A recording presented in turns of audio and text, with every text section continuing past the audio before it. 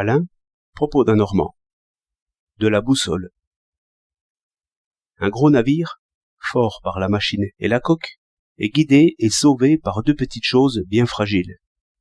L'aiguille aimantée et le chronomètre.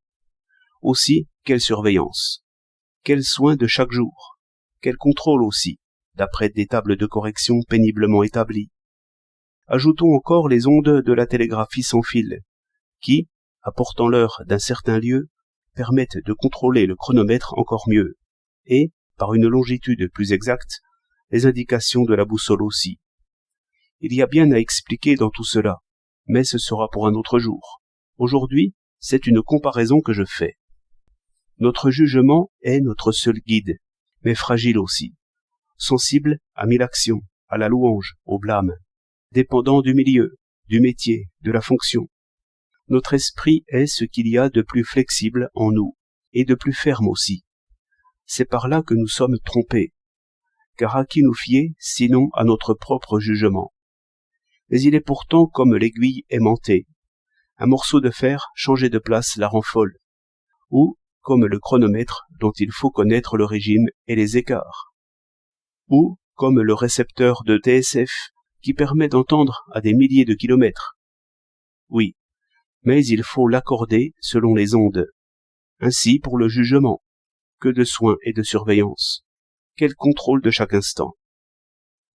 Il y a deux espèces de sots, celui qui croit la boussole sans autrement examiner, et celui qui, trompé une fois, la jette à l'eau. Entre deux, il faut régler son propre esprit, connaître sa résistance, ses écarts périodiques, ses faiblesses, et comme ses palpitations, car il n'est point d'argument qui ne le fasse dévier un peu, et toute lecture l'envahit. L'homme croit tout ce qu'il entend. Voilà le premier mouvement d'esprit. Mais attention, la justesse d'esprit suppose résistance, défiance, retour au calme, correction par les tables, j'entends par des jugements faits à loisir, et scrupuleusement comparés les uns aux autres. Nul art n'est plus caché, et notre philosophie l'oublie trop. Il y avait une profonde expérience dans cette discipline catholique, qui soumettait à un directeur tous les jugements immédiats. Nous ne nous fions plus à un directeur, et nous avons 100 fois raison. Mais faut-il pour cela se livrer à la première idée et tout ingénument la suivre, comme l'enfant qui voulait pêcher la lune dans un seau? Méditons sur ces axiomes. Toute idée qui se présente est fausse. Toute lecture immédiate, non corrigée, est trompeuse. Toute improvisation est sotte. C'est notre lot. Il serait beau que notre esprit, une fois délivré d'esclavage paisible, de crainte, de crédulité grossière, aille droit au vrai. Mais nous ne sommes pas dans une situation aussi favorable.